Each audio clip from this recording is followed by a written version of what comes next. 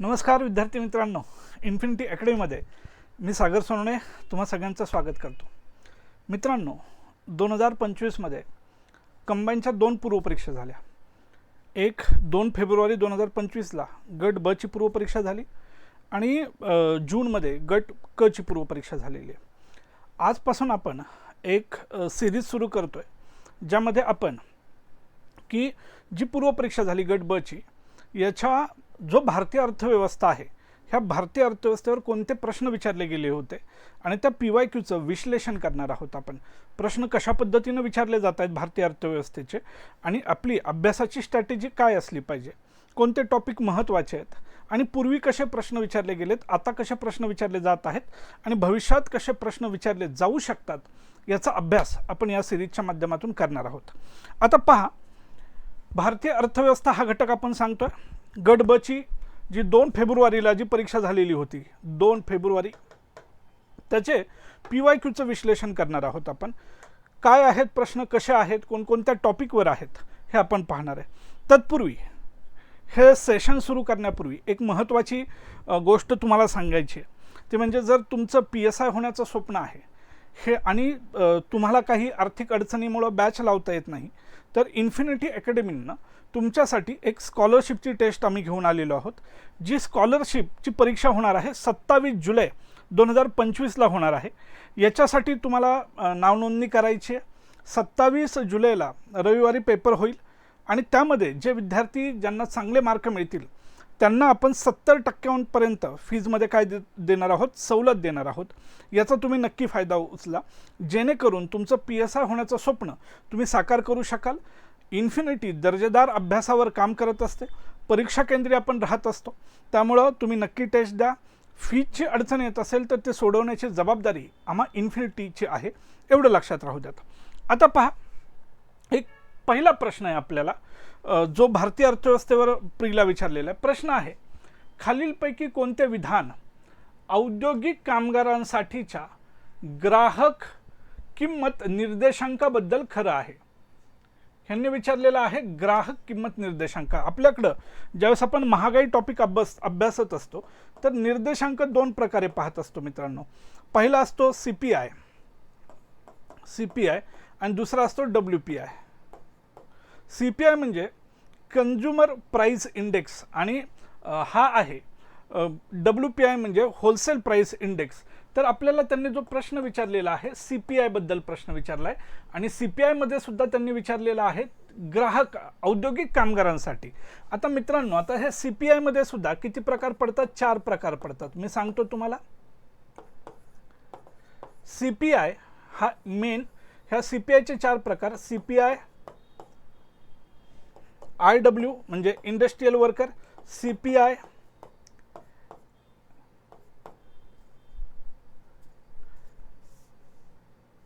IL, मी पुन्हा जरा हे करतो, IW जे बरोबर सांगितलं इंडस्ट्रियल वर्कर. त्याच्यानंतर आहे ॲग्रिकल्चर लेबर, AL म्हणजे ॲग्रिकल्चर लेबर. त्याच्यानंतर CPI जे आहे ते म्हणजे सांगितलं जातं रुरल लेबर. आणि चौथा प्रकार आहे CPI UNME म्हणजे अर्बन नॉन मॅन्युअल एम्प्लॉईज. बरोबर. तर त्यांनी आपल्याला ह्या 4 बद्दल नाही विचारलं, तर आपल्याला विचारलेलं आहे इंडस्ट्रियल वर्कर बद्दल. खालीलपैकी कोणते विधान औद्योगिक कामगारांच्या ग्राहक किंमत निर्देशांकाबाबत खरं आहे? पहिलं विधान त्यांनी सांगितलेलं आहे, हे भारतातील सर्व कामगारांना लागू होते, मग ते कोणत्याही क्षेत्रातले असू देत. आता जर तुम्हाला पहिलं कळलेलं जर असेल औद्योगिक कामगारांसाठी आहे, तर सर्व कामगारांना लागू होतंय का? नाही होत. चला बाजूला, पहिलं विधान चुकीचं आहे.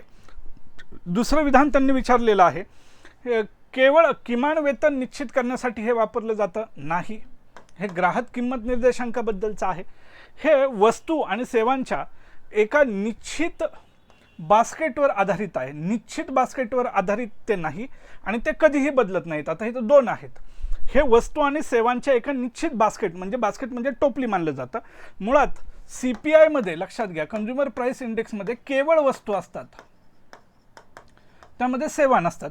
तर मग आता इथं वस्तू आणि सेवा म्हणतात, तर हे तर इथं चुकच होत आहे. आणि जे कधीही बदलत नाही, म्हणजे ज्याचं जे बेस इयर आहे ते कधीही बदलत नाही, चुकीचं आहे. बेस इयर बदलत राहतं, सध्याचं बेस इयर आहे 2016, त्यामुळे तिसरंही विधान काय आहे, चुकीचं आहे. म्हणजे तुम्हाला थोडंफार लॉजिक लावावं लागेल. तुमच्याजवळ जी माहिती आहे त्या माहितीला व्यवस्थितपणे तुम्हाला समजून घ्यावं लागेल आणि औद्योगिक कामगारांना वाजवी वेतन मिळून त्यांचे जीवनमान चांगले राखण्यासाठी हे मदत करत असते. बरोबर आहे. तर ह्या पहिल्या प्रश्नाचं उत्तर आहे 3D.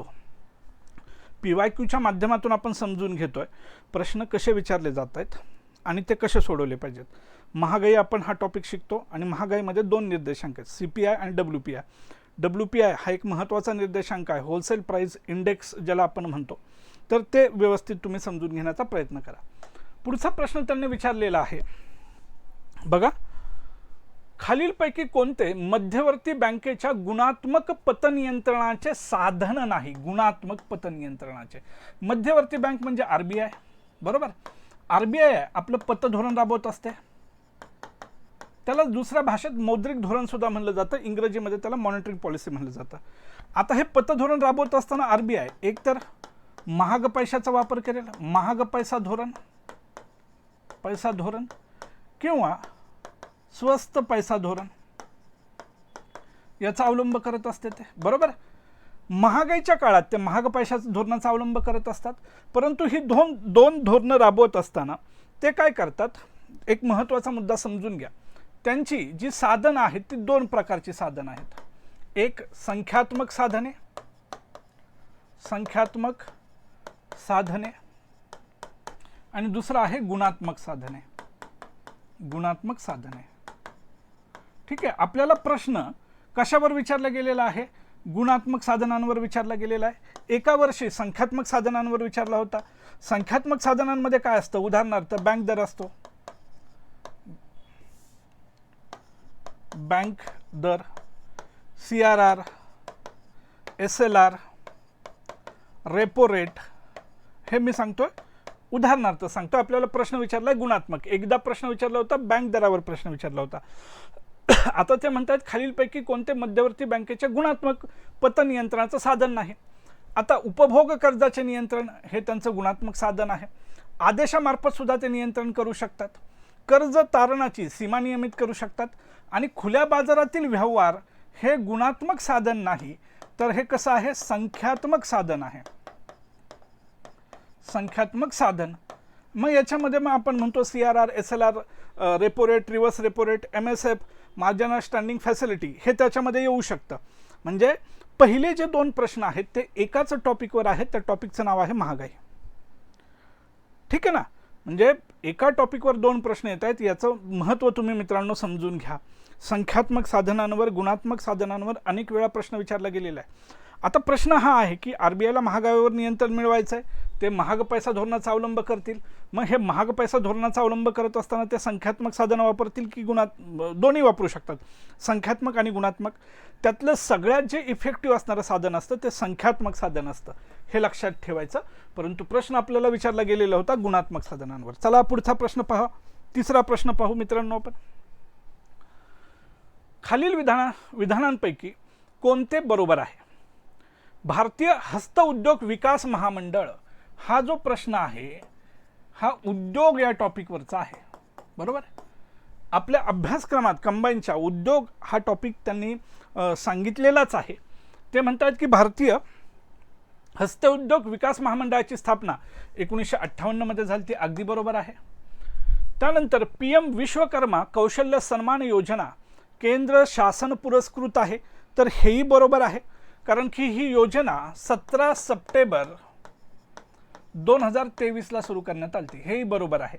आणि याचा उद्देश काय आहे, ग्रामीण भागातील जे छोटे छोटे उद्योजक असतात, म्हणजे जे ग्रामीण अर्थव्यवस्थेचा कणा असतात, म्हणजे लोहार असेल, सुतार असेल, चांभार असेल, किंवा जे छोटे छोटे व्यवसाय करत असतात, त्यांना त्यांच्या कौशल्य देण्यासाठी, म्हणजे त्यांना त्या कामाबद्दल अजून स्किल प्रोव्हाइड करण्यासाठी ही योजना सुरू केलेली होती. यांना एक 5% दरानं 3 लाखापर्यंत कर्जसुद्धा उपलब्ध करून देणार होते. हस्तउद्योग विकास महामंडळाची स्थापना 1958ला झालेली आहे. ही दोन्ही विधानं काय आहेत मित्रांनो, बरोबर आहेत, लक्ष द्या. पुढचा प्रश्न, आता पहा, हे विचारतायत की प्रश्न काय, पाहू व्यवस्थित समजून घेऊयात प्रश्न. भारतीय लोकसंख्या अभ्यासात खालीलपैकी सतत बदलणारे प्रमुख घटक कोणते आहेत. टॉपिक येतोय लोकसंख्या. मी इथं काय करतो मित्रांनो, आपण एक पेज ॲड करून ठेवतो मी. गट ब 2025चा जो पेपर झाला, म्हणजे परीक्षा 2024चे कोणकोणत्या टॉपिकवर प्रश्न आलेत हे आपण इथं लिहू. एकूण 15 प्रश्न आहेत. इथं आपण पहिलं पाहिलं की महागाई या टॉपिकवर 2 प्रश्न विचारलेत.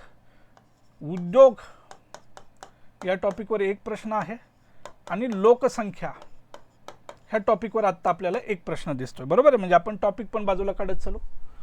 भारतीय लोकसंख्या अभ्यासात खालीलपैकी सतत बदलणारे 3 प्रमुख घटक कोणते आहेत. एक तर तुम्हाला माहिती आहे की जन्मदर आणि मृत्यूदर. लोकसंख्या तुमचा ठरवणारा सगळ्यात महत्त्वाचा भाग आहे तो म्हणजे जन्मदर आणि मृत्यूदर. जन्मदर जास्त, मृत्यूदर जर जन्मदर सुद्धा जास्त आहे, मृत्यूदर सुद्धा जास्त आहे, तर लोकसंख्या काही प्रमाणात स्थिर दिसते. दुसऱ्या बाजूला जन्मदर जास्त आणि मृत्यूदर कमी, तर काय होतं, एका बाजूला जास्त आहे एका बाजूला कमी आहे, तर तो काय होतो, त्याचा परिणाम लोकसंख्येचा विस्फोट होतो. लोकसंख्येचा विस्फोट होताना आपल्याला त्यात दिसत असतो. हा एक महत्त्वाचा भाग आहे, तुम्ही समजून घ्या. आता त्यांनी 3रा प्रमुख घटक विचारलेला आहे. ह्याबाबत तर आपल्याला क्लिअर झालेलं आहे. जन्मदर, आता इथं सांगितलं जन्मदर, माता मृत्यूदर आणि स्थलांतर. इथं मृत्यूदराचा उल्लेख नाही, त्यामुळे विषय बाजूला पडला. दुसरा जन्मदर, मृत्यूदर आणि अर्भक मृत्यूदर. अर्भक मृत्यूदराचा लोकसंख्येच्या वाढीची काय हे नाही आहे, तर तो सेक्स रेशोशी आपण पाहू शकतो. बरोबर. तिसरं इथं सांगितलेलं आहे जन्मदर आहे, मृत्यूदर आहे आणि स्थलांतर सांगितलेलं आहे. बरं ठीक आहे. चौथं सांगितलं आहे जन्मदर, माता मृत्यूदर. माता मृत्यूदराचा संबंधच येत नाही. म्हणजेच की भारतातील लोकसंख्यांना प्रभावित करणारे जे प्रमुख घटक आहेत, जन्मदर, मृत्यूदर आणि स्थलांतर, हा एक महत्त्वाचा मुद्दा आहे. स्थलांतरामुळे जर शहरीकरण वाढलं आणि शहरीकरणामुळे जन्मदर कमी होऊ शकतो, तो परिणाम लोकसंख्येवर पडत असतो. हा त्यातला महत्त्वाचा मुद्दा. 4 प्रश्न आतापर्यंत आपण पाहिले. बरोबर. पुढचा प्रश्न आहे आंतरराष्ट्रीय नाणेनिधी IMFच्या. आता आंतरराष्ट्रीय नाणेनिधी, मी एक टॉपिक सांगत असतो, आंतरराष्ट्रीय संघटना आणि ह्या आंतरराष्ट्रीय संघटनांमध्ये 3 संघटनांचा अभ्यास फार महत्त्वाचा असतो. IMF, दुसरं वर्ल्ड बँक, ज्यालाच आपण दुसरं IBRD, international bank for reconstruction and development, आणि तिसरं WTO. बरोबर. हा टॉपिक आपल्याला आहेच. म्हणजेच हा जो 5वा प्रश्न दिसतोय आपल्याला, तो आंतरराष्ट्रीय संघटना आणि त्यातल्या IMF वर प्रश्न विचारला आहे. हा एक प्रश्न आहे. बरोबर. चला समजून घेऊ प्रश्न आता काय आहे. बघा प्रश्न समजून घ्या. आंतरराष्ट्रीय नाणेनिधीच्या 2024 मध्ये नमूद केलेल्या माहितीनुसार जगातील सर्वात मोठ्या अर्थव्यवस्था कोणत्या आहेत असं त्यांनी विचारलेलं आहे. सर्वात 5 कोणत्या आणि क्रमानं सांगायचं आहे. एक तर आपल्याला क्लिअर माहिती आहे की अमेरिका ही सगळ्यात मोठी अर्थव्यवस्था आहे. अमेरिका हिथं येत आहे. बरोबर. एक तर अमेरिकेबद्दल कुणाच्या मनात शंका नाही आहे. चीन जगातली पहिली अर्थव्यवस्था नाही हे माहिती आहे. जर्मनी नाही आहे. म्हणजे पहिलं आणि तिसरं उत्तर तर हे बाजूलाच पडलं. आता आपल्याला शोधायचं आहे काय, अमेरिका 1 नंबरला, अमेरिका 2 नंबरला, भारत 2 नंबरला भारत नाही आहे. तर भारत आता बघा 1 नंबरला आहे अमेरिका, 2 नंबरला चीन, 3 नंबरला जर्मनी, 4 नंबरला जापान आणि 5 नंबरला कोण होता, भारत. म्हणजे तुमच्याजवळ जेवढी माहिती आहे त्याचं व्यवस्थित जरी तुम्ही त्या माहितीचं संश्लेषण व्यवस्थित जरी केलं आणि उत्तरं काढत जरी गेलात तरी तुम्हाला त्या बरोबर असणाऱ्या उत्तरापर्यंत तुम्ही जाऊ शकता मित्रांनो. आता परत तुम्ही म्हणाल सर आत्ताच आम्ही ऐकलं आहे की भारतानं जापानला मागू टाकून 4था क्रमांक मिळवला. अगदी बरोबर आहे. पण प्रश्न कधीचा विचारलेला आहे, 2024च्या अहवालानुसार. आत्ता जो 2025चा अहवाल आलेला आहे, बरोबर आहे, त्यानुसार 1 नंबरला आहे USA, 2 नंबरला आहे चीन, 3 नंबरला आहे जर्मनी, 4 नंबरला आहे भारत आणि 5 नंबरला आहे जपान. बरोबर. आपल्याला विचारलेलं आहे 24चं, तर 24चं उत्तर हे आहे. 25चं जर विचारलं तर भारतानं आता 4था क्रमांक मिळवलेला आहे जगातल्या मोठ्या अर्थव्यवस्थेच्या बाबतीत. आपण फार मोठा दिंडोरा पिटला की बाबा जगातली 4थी मोठी अर्थव्यवस्था झाली, परंतु मित्रांनो हो बरोबर आहे, हे फॅक्च्युअली करेक्टच आहे. भारत ही जगातली आत्ता 2025च्या आकडेवारीनुसार जगातली सगळ्यात मोठी अर्थव्यवस्था आहे, परंतु पर कॅपिटा इन्कमचा विचार केला ना तर भारताचा क्रमांक 183 आहे. हे लक्षात घ्या तुम्ही. आणि ज्या जपानला आपण मागं टाकलेला आहे ना त्यांचा दरडोई उत्पन्न पर कॅपिटा इन्कम आपल्यापेक्षा 3000 पटीनं जास्त आहे. अर्थव्यवस्थेचा आकारमान मोठा दिसला म्हणजे देशातली गरिबी कमी झालं असा त्याचा अर्थ होत नाही. पण अशा प्रकारचे त्यांनी आपल्याला काय विचारलेले आहेत, प्रश्न विचारलेले आहेत. अशा प्रश्नांना तयार राहा. चला बघा ना, म्हणजे जर ते मोठ्या अर्थव्यवस्थेवर प्रश्न विचारतात तर ते सांगता येईल. पर कॅपिटा इन्कमचा विचार केला तर तुम्ही पहिल्या 100 पण नाहीये, हे लक्षात ठेवा, हे तुम्हाला माहीत असावं. पुढचा प्रश्न, डॉक्टर विजय केळकर समितीचा अहवाल टिंबटिंबशी संबंधित आहे. डॉक्टर विजय केळकर फार महत्त्वाचं नाव आहे. मी माझ्या वर्गात अनेक वेळा शिकवताना सांगितलेले विजय केळकर तर फार मोठा व्यक्तिमत्व राहिलेले, वित्त आयोगाचे अध्यक्ष राहिलेले आहेत, 13व्या वित्त आयोगाचे अध्यक्ष राहिलेले आहेत. वेगवेगळ्या FRBMच्या संदर्भात जे कार्यगट आले, पहिला कार्यगट जो होता 2003चा, दुसरा कार्यगट 2012चा, त्याचे ते अध्यक्ष राहिलेले आहेत. पण आता त्यांनी विचारलेल्या समिती विचारलेल्या आपल्याला, 1 प्रशासकीय सुधारणा समिती, 2 अप्रत्यक्ष कर विषयक सुधारणा समिती, 3 व्यापार विषयक सुधारणा आणि 4 वित्तीय क्षेत्रातील. तर याचं उत्तर आहे मित्रांनो अप्रत्यक्ष करासंदर्भातली समिती. आणि ही जी समिती होती ती मी चुकत नसेल तर 2002 ते 2004 दरम्यान ही समिती काय करण्यात आली, स्थापन करण्यात आली अप्रत्यक्ष कराच्या संदर्भामध्ये. मुळात चलैया समितीवर पण प्रश्न विचारला गेलेला आहे बरं का, लक्षात घ्या.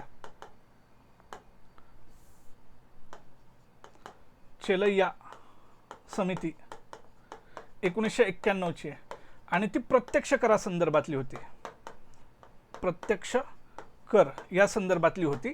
आणि विजय केळकर समिती होती ती म्हणजे अप्रत्यक्ष करासंदर्भातली. मुळात भारतामध्ये अप्रत्यक्ष कर हे फार किचकट स्वरूपाचे आहेत आणि याच्यामध्ये एकवाक्यता आणण्यासाठी ही विजय केळकर समिती, ह्याच विजय केळकर समितीनं GST बद्दल फार बोललेलं आहे. 2000 आपण म्हणतो ना 13वा वित्त आयोग जो होता, 13वा वित्त आयोग जो होता, ह्या वित्त आयोगाचे जे अध्यक्ष होते ते केळकर होते, बरोबर. आणि केळकरांनी GST बद्दल फार महत्त्वाचं सुचवलेलं होतं, तो म्हणजे तो एकच GST असावा, स्लॅब एकच असावा, तो म्हणजे 12% आसपास. नंतर आपण ते स्लॅब 4 केले, 5, 12, 18, 28 असं केलेलं आहे. पण GSTच्या संदर्भातली जी पायाभरणी जी केलेली आहे ती विजय केळकरांनी केलेली आहे. अप्रत्यक्ष करातील किचकटपणा कमी करण्याच्या दृष्टीने त्यांनी फार मोठं योगदान दिलेलं आहे. मी आता बघा मी काय सांगितलं, मला माहिती आहे PYQ काय, चलैया समितीवर प्रश्न विचारला गेलेला होता आणि मी त्यावेळेस सांगितलेलं होतं विजय केळकरांवर प्रश्न येऊ शकतो. आता विजय केळकरांवर 3 प्रकारे प्रश्न येऊ शकतो. 1 अप्रत्यक्ष करासंदर्भात, दुसरा वित्त आयोगाच्या संदर्भात आणि तिसरा जो FRBM जो आपण ॲक्ट केलेला होता 2003चा, बरोबर, fiscal responsibility and budgetary management act, ह्याची जी टार्गेट्स होते, लक्ष होते, त्याच्यासाठी कार्यगट त्यांनी स्थापन केले. पहिला कार्यगट होता, कार्यगट हा 2003 सालचा होता. दुसरा कार्यगट हा जो दुसरा होता तो मी चुकत नसेल तर तो 2012चा होता, ठीक आहे. आणि तिसरा कार्यगट 3 हा होता 2016चा. आता ह्या 2016वर ऑलरेडी प्रश्न विचारला गेलेला आहे, कारण की NK सिंग याचे अध्यक्ष होते. NK सिंह हा ऑलरेडी प्रश्न विचारलेला आहे. आता ह्या 2 कार्यगटाचे अध्यक्ष होते केळकर, हे लक्षात ठेवा मित्रांनो. अशा प्रकारे आपल्याला प्रश्न विचारले गेलेले आहेत. मी इतिहासाचा पण PYQ तुम्हाला व्यवस्थित समजावून सांगतो, ठीक आहे ना. म्हणजे हा जो 6वा प्रश्न आहे तो कर या टॉपिकवरचा आहे आणि त्यामध्ये त्यांनी अप्रत्यक्ष कराबद्दल हे केलं आणि त्याच्याच पुढे जाऊन GST सुद्धा आलेला आहे ना. हे व्यवस्थित समजून घ्या. जर व्यवस्थित ह्या गोष्टी समजल्या तर अभ्यास तुमच्या दृष्टीनं काय होईल, सोपा होईल. बघा आपण टॉपिकचं नाव इथं लिहूयात पाठीमागं. 5वा आपण इथं लिहू ते म्हणजे कर संरचना. याच्यावर एक प्रश्न आहे. चला पुढचा प्रश्न पाहू. पुढचा प्रश्न आहे, टिंबटिंबमध्ये मानवी गरिबी निर्देशांक च्या जागी बहुआयामी दारिद्र्य निर्देशांक मल्टी डायमेन्शनल इंडेक्स, ज्याला अनेकांगी सुद्धा म्हणलं जातं, अनेक अंगी दारिद्र्य निर्देशांक कधी आला? म्हणजे आधी होता मानवी गरिबी निर्देशांक, ह्यूमन पॉवर्टी इंडेक्स होता, आणि त्याच्या जागी काय आलं? MDI, multi dimensional poverty index. Human poverty इंडेक्सच्या जागी मल्टी डायमेन्शनल पॉवर्टी इंडेक्स संकल्पना कधी मांडण्यात आली? पहिला पर्याय मानव विकास अहवाल 1997, नियोजन आयोगाचा अहवाल 2012. आता हे जो MDI आहे, मल्टी डायमेन्शनल पॉवर्टी इंडेक्स, हा आंतरराष्ट्रीय पातळीवर तयार होतो, तर नियोजन आयोगाचा इथं संबंध नाही. तिसरा पर्याय आहे मानव विकास अहवाल, बरं ठीक. आणि चौथा आहे सुरेश तेंडुलकर समितीचा अहवाल, काही संबंध नाही आहे. सुरेश तेंडुलकर समिती गरिबीबद्दल होती.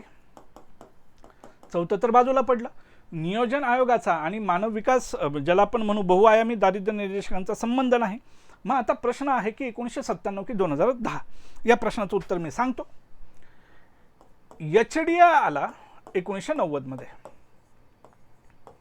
HDI म्हणजे काय? ह्युमन डेव्हलपमेंट इंडेक्स, मानव विकास अहवाल, बरोबर.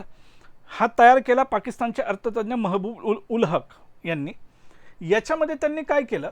HDI मध्ये त्यांनी एक सुधारणा केली आणि 1997 पासून HDI अंतर्गत ते काय द्यायला लागले? HPI, human poverty index. HDIच्या अंतर्गत, HDIचे 3 आयाम आपण म्हणतो, आरोग्य आहे, शिक्षण आहे आणि राहणीमान आहे, बरोबर. याच्यामध्येच त्यांनी आता गरिबीबद्दल बोलायला सुरुवात केली. कधी सुरुवात केली? 1997 मध्ये. आणि ह्याच अहवालामध्ये ते काय सांगायला लागले? ह्युमन पॉवर्टी इंडेक्स बद्दल सुद्धा बोलायला लागले.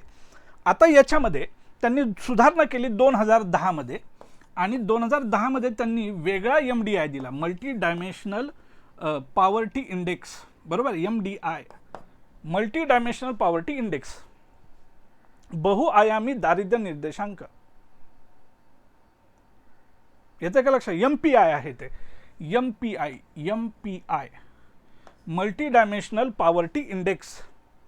हा कधी आला? 2010 मध्ये आला. हे लक्षात ठेवायचं. याचं उत्तर आहे 2010. म्हणजे हा जो प्रश्न आहे, हा प्रश्न आहे मानवी विकास या टॉपिकवरचा 6वा, मानवी विकास. याच्यावर एक प्रश्न आहे. 8वा प्रश्न बघा. हा 8वा प्रश्न राष्ट्रीय उत्पन्न या टॉपिकवर आहे. मी नेहमी वर्गात भारतीय अर्थव्यवस्था हा टॉपिक विषय शिकवत असताना मी 16 ते 17 टॉपिकची नावं लिहून देतो की हे टॉपिक अभ्यासले पाहिजेत. ज्याच्यामध्ये मी सगळ्यात पहिला टॉपिक शिकवतो तो म्हणजे इकॉनॉमिक ग्रोथ आणि इकॉनॉमिक डेव्हलपमेंट, आर्थिक वृद्धी आणि आर्थिक विकास. त्याच्यानंतर मी जो सगळ्यात महत्त्वाचा टॉपिक शिकवत असतो तो म्हणजे राष्ट्रीय उत्पन्न. आणि राष्ट्रीय उत्पन्नामध्ये मी 4 महत्त्वाच्या संकल्पना शिकवतो. आपण म्हणतो GDP, GNP, NDP आणि NNP. हे मी 4 महत्त्वाचे संकल्पना शिकवतो. आणि मी त्या संकल्पना शिकवत असताना विद्यार्थ्यांना हे सांगत असतो की तुम्ही हा टॉपिक फार व्यवस्थित समजून घ्या. जर हा टॉपिक व्यवस्थित समजून घेतला तर भारतीय अर्थव्यवस्थेचा पुढचा अभ्यास फार सोपा जाईल. आणि ज्यांनी हे व्यवस्थित केलं, मी वर्गात शिकवलेलं आहे, त्या सगळ्या पोरांची उत्तरं हे बरोबर आलेले. कारण की इथं हा प्रश्न, हे 2 प्रश्न आहेत बरं का. राष्ट्रीय उत्पन्न या टॉपिकवर 2 प्रश्न आहेत. पुढं पण अजून एक प्रश्न आहे, तो मी सांगेल. आणि संकल्पना क्लिअर झाली पाहिजे. मी म्हणतो की राष्ट्रीय उत्पन्नामध्ये ज्या पोरीची संकल्पना व्यवस्थित क्लिअर होईल त्याला नंतर भविष्यात भारतीय अर्थव्यवस्थेचा अभ्यास करताना अडचण नाही येत. प्रश्न काय बघूयात. खालील विधाने विचारात घ्या. स्थूल राष्ट्रीय उत्पन्नापेक्षा स्थूल, आता इथं पहिलं हे करून घेऊयात आपण. एक GDP आहे, दुसरं GNP आहे, तिसरं NDP आहे आणि 4 NNP आहे.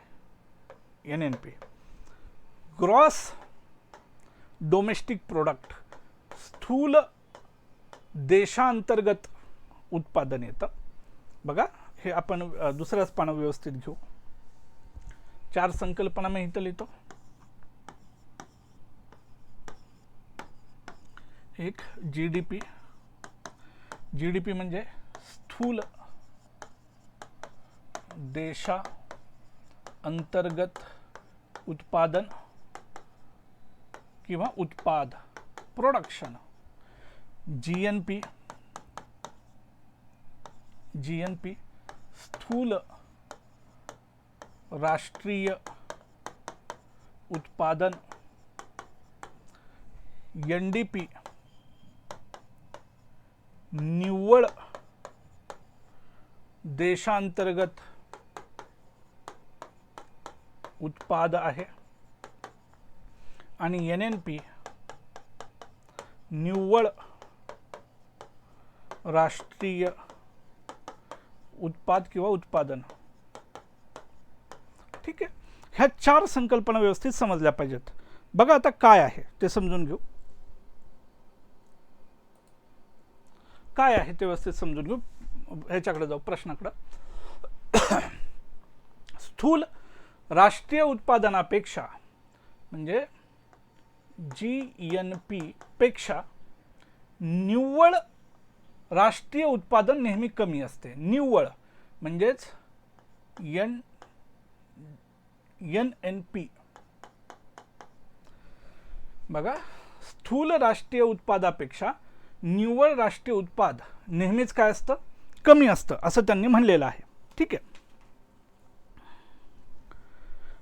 आता पहिल्या विधानाला कडेला काढू. आता याची व्याख्या काय बघू. आता GNP is equal to GDP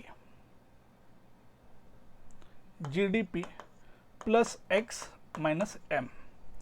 आणि ह्यांनी NNP निव्वळ राष्ट्रीय उत्पाद याची व्याख्या आहे GNP वजा घसारा. बरोबर, म्हणजे जी GNP ची रक्कम आहे त्यातून जे डेप्रिशिएशन आहे ते कमी करावं लागेल. समजा GNP निघाला 100 रुपये आणि घसारा आहे 5 रुपये, तर NNP काय येणार आहे 95 रुपये. GNP आहे आपण म्हणलं 100 रुपये GNP आहे. आणि हा NNP कसा काढला जातो, NNP कसा काढला जातो, GNP मधून घसारा वजा करा, डेप्रिशिएशन. त्यामुळे पहिलं विधान बरोबर आहे. पहिलं विधान बरोबरच आहे. पहिलं विधान काय म्हणतायत की स्थूल राष्ट्रीय उत्पादनापेक्षा निव्वळ राष्ट्रीय उत्पादन नेहमी कमीच असतं. आपण म्हणलं GNP 100 रुपये आहे, तर NNP कसा काढायचा आहे की GNP वजा घसारा, हा 5 असतील उदाहरणार्थ, बरोबर, तर हा किती येईल 95. पहिलं विधान काय आहे, बरोबर आहे.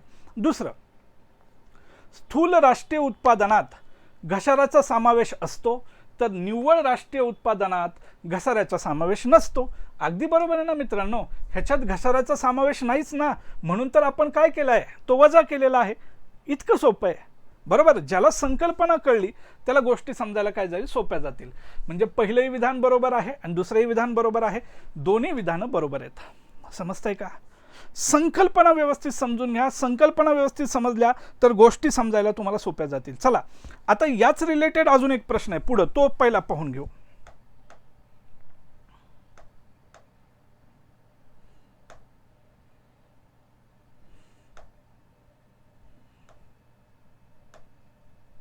हा एक प्रश्न आहे, राष्ट्रीय उत्पादन, नॅशनल इन्कम या टॉपिकवर. आधीचा प्रश्न होता GNP आणि NNP वर. आता काय बघा, स्थूल देशांतर्गत उत्पादनामध्ये म्हणजेच काय, GDP ग्रॉस डोमेस्टिक प्रोडक्टमध्ये नागरिकांनी देशाबाहेर कमवलेले उत्पन्न समाविष्ट नसते. बरं, पहिलं विधान अगदी बरोबर आहे मित्रांनो. GDP ची व्याख्या काय आहे, नावातच आहे रे मित्रांनो. GDP म्हणजे स्थूल देशांतर्गत उत्पाद.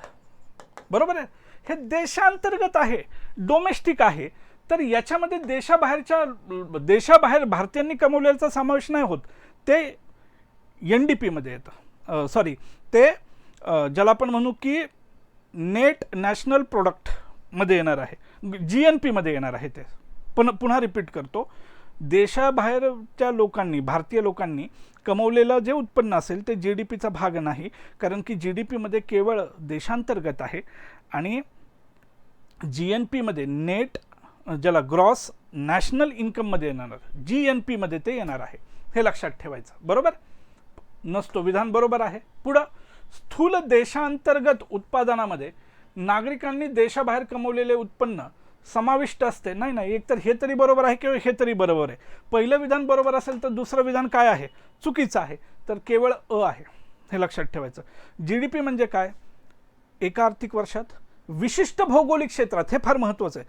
विशिष्ट भौगोलिक क्षेत्र आहे ना, भारताला एक नकाशा आहे ना, विशिष्ट भौगोलिक क्षेत्रात उत्पादित केलेल्या वस्तू आणि सेवा यांची बाजारभावाला मोजलेली अंतिम किंमत असते. वस्तू असतात, सेवा असतात आणि बाजारभावाला मोजलेली अंतिम किंमत. GDP मध्ये वस्तू आणि सेवांची संख्या नाही मोजत, तर त्याची बाजारभावाची अंतिम किंमत मोजत असतात, लक्षात घ्या. आणि GDP मध्ये देशांतर्गत किंवा डोमेस्टिक शब्द असल्यामुळं देशाबाहेर भारतीयांनी कमवलेलं उत्पन्न त्याच्यात येणार नाही. ग्रॉस नॅशनल प्रोडक्टमध्ये ते येणार, GNP मध्ये येईल ते, हे लक्षात ठेवायचं. पहिलं विधान बरोबर, दुसरं विधान चुकीचं. आता याच्यावरून आपल्याला काय कळतंय की राष्ट्रीय उत्पन्न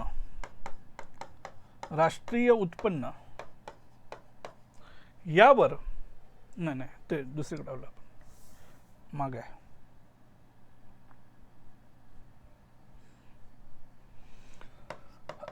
राष्ट्रीय उत्पन्न यावर 2 प्रश्न विचारलेले. चला पुढचा प्रश्न बघू.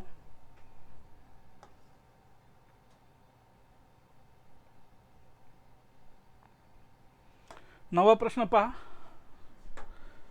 2023-24च्या अर्थसंकल्पाच्या बाबतीत खालीलपैकी कोणते विधान बरोबर आहे. भरड धान्यास श्री अन्न या नावाने सन्मानित करण्यात आले, बरोबर आहे. किसान क्रेडिट कार्ड सुविधा वाढवण्यासाठी 23,000 कोटी रुपयाची तरतूद करण्यात आली, बरोबर आहे. राष्ट्रीय पशुधन मिशन करता 1,000 कोटी देण्यात आले नाही, 410 कोटी देण्यात आले. तिसरं विधान, मग केवळ अ आणि ब बरोबर आहे. आता हा जो प्रश्न आहे तो कशावर आहे समजून घेऊ, कोणत्या टॉपिकवर आहे. हा जो प्रश्न आहे याच्यामध्ये आपण इथं टाकू सार्वजनिक वित्त आणि सार्वजनिक वित्त याच्यातला जो पहिला भाग आपण घेऊ तो म्हणजे अर्थसंकल्प. याच्यावर हा एक प्रश्न विचारला दिसतोय, सार्वजनिक पब्लिक फायनान्स हा टॉपिक. चला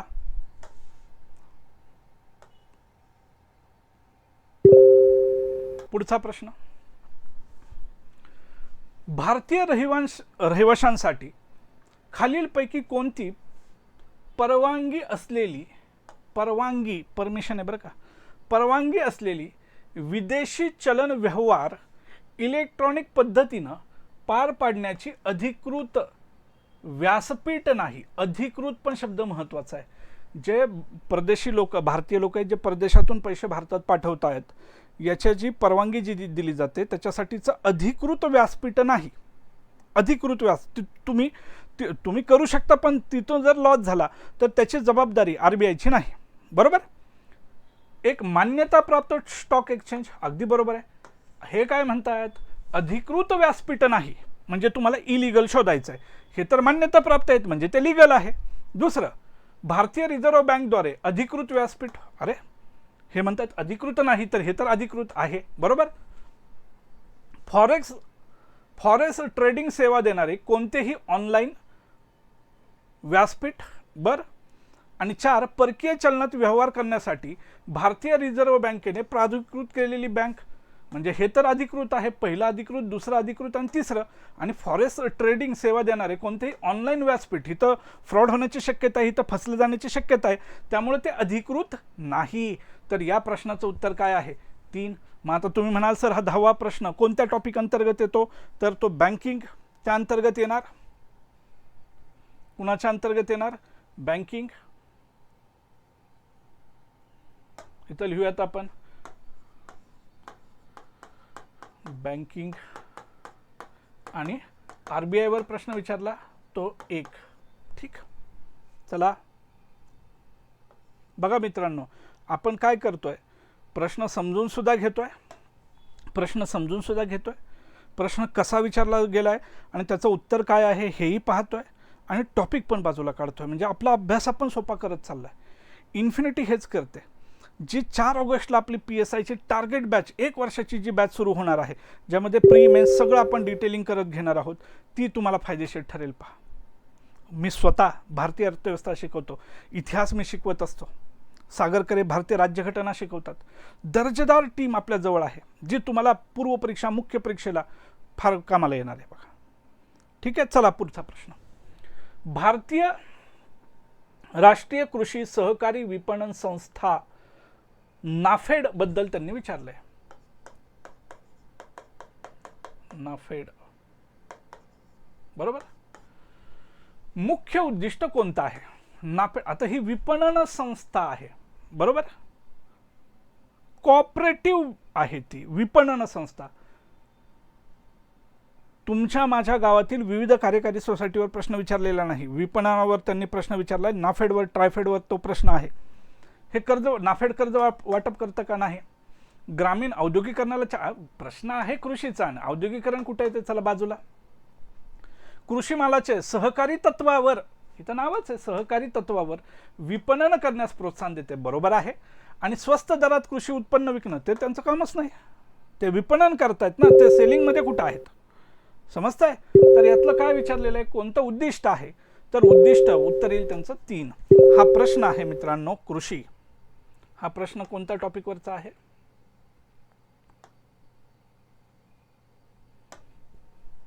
दहावा, कृषी या टॉपिकवर एक प्रश्न आहे. चला नेक्स्ट.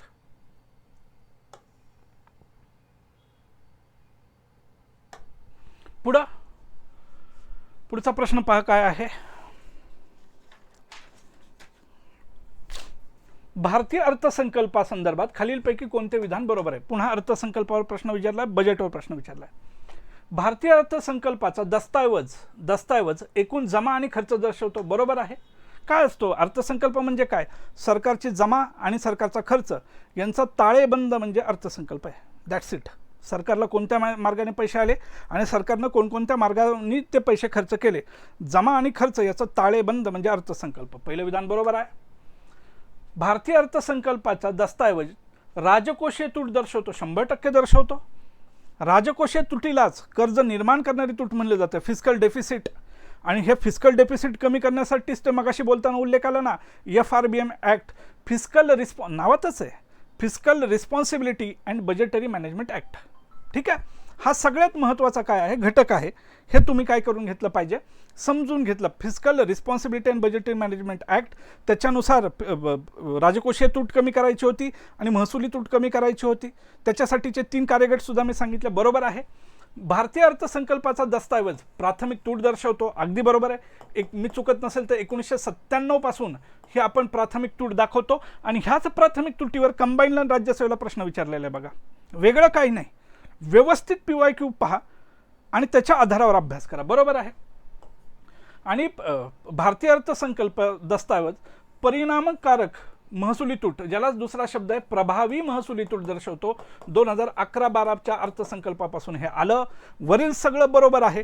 मग या प्रश्नाचं उत्तर काय येईल मित्रांनो? वरील सगळं बरोबर आलं, मग हा प्रश्न कोणत्या टॉपिकमध्ये मी टाकू? तर बघा, सार्वजनिक वित्त हे 1+1 म्हणजे असे आता 2 प्रश्न झाले. सार्वजनिक वित्तमध्ये अर्थसंकल्प. आता सार्वजनिक वित्तमध्ये मी काय सांगतो, अर्थसंकल्प शिकायचा, वित्त आयोग शिकायचा आणि कॅग शिकायचा, म्हणजे सार्वजनिक पब्लिक फायनान्सचा अभ्यास. ठीक. चला